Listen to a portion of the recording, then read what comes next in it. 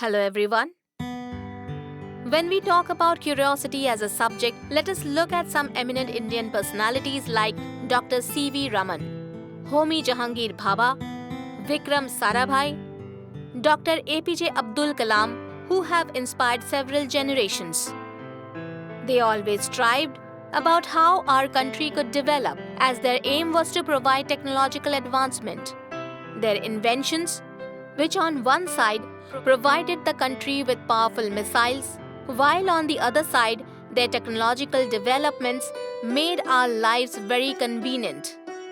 So today, we will talk about one of these renowned personalities, Dr. A.P.J. Abdul Kalam, to understand his life and significant contributions. Thank you. A.P.J. Abdul Kalam, one of the most renowned personalities whose remarkable contribution, especially in the field of science, have also earned him the famous title called Missile Man of India.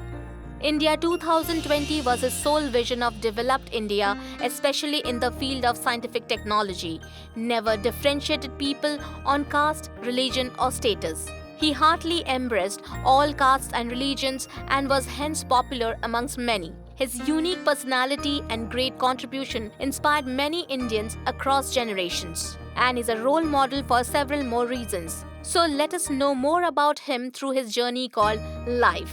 The ex-president of India and scientist Abul Jainuluddin Abdul Kalam, aka A.P.J. Abdul Kalam, was born on 15th October 1931 in Tamil Nadu's Rameshwaram in a Tamil Muslim family. Dr. Kalam was born in a very simple family, wherein his father was a boat owner and mother was a housewife. In order to help his father support his family, he would sell newspapers during his school days after his class in Tamil Nadu. Some of his strengths were the curiosity to know and eagerness to learn, and he could do anything to learn more on various areas. His maths teacher would give him free maths tuition post-school. That is why he would go walking in extreme winter at 4 in the morning to attend his maths classes. When Kalam reached the 5th grade in school, one day his teacher took the students to the nearby seashore to teach them about types of bird flights.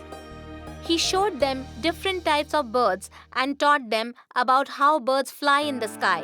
When Dr. Kalam saw the birds flying, he was lost in his thoughts and kept relating it to the flight of an aeroplane.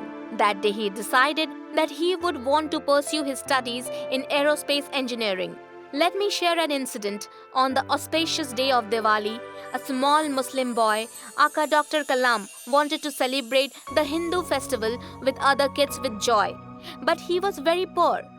And because the poor boy would sell newspapers to pay his school fees, he would also support his poor father to meet the daily needs. And luckily, that day he had earned much more by selling many newspapers. He had earned 5 paise more. He went to the firecracker seller and told that he wanted to buy a rocket. But the firecracker seller refused to give him the rocket at mere 5 paise and told him that he can't sell a rocket for just 5 paise. Kalam was very disappointed and told the seller, "Alright, that give me only the spoiled crackers worth 5 paise. Seller asked, "Why would you buy spoiled crackers?" He said, "I will make a rocket out of them." And then he bought lots of spoiled crackers worth 5 paise that day. Kalam made lots of rockets out of them. And that day, his village witnessed the highest number of rockets which decorated the sky on Diwali was from a Muslim household. Kalam studied in Ramnathpuram Schwartz Matriculation School. He then attended St. Joseph College, wherein he graduated in physics. In 1955, he went to Madras city to pursue his further education. After he finished his studies in aerospace engineering, Kalam started his career as a scientist with the Defense Research and Development Organization (DRDO) and made a small overcraft for the Indian Army. In 1969, he worked with ISRO.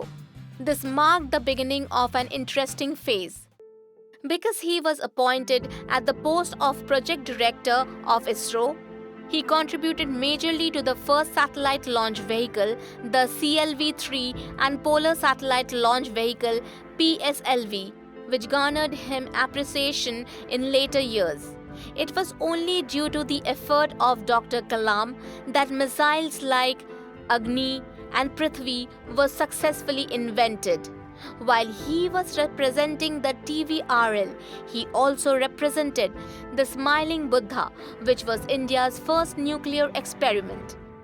He became the key technological advisor of the Prime Minister from July 1999.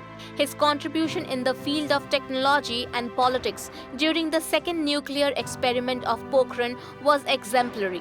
Dr. Kalam would always say that never rest after your first success, because if you fail the second time, then people would dismiss you saying that your first success was only a matter of luck. He used to love interacting with students and spending time with kids. He would always encourage the students, saying, asking questions is one of the best qualities of a bright student. That is why children should always ask questions. Never stop asking questions. After he completed his tenure as the technological advisor in 1999, he set a goal of interacting with 1 lakh students. He did interact with the high school students during that time. His aim was to develop an ambition of India's development in the minds of young students. In 2002, Dr. A.P.J. Abdul Kalam won the president election with maximum votes. He was the President of India from 25th July 2002 to 25th July 2007. He became the 11th President of India. He also won the highest civilian award in India, Bharat Ratna. Dr. Kalam never shied away from working hard.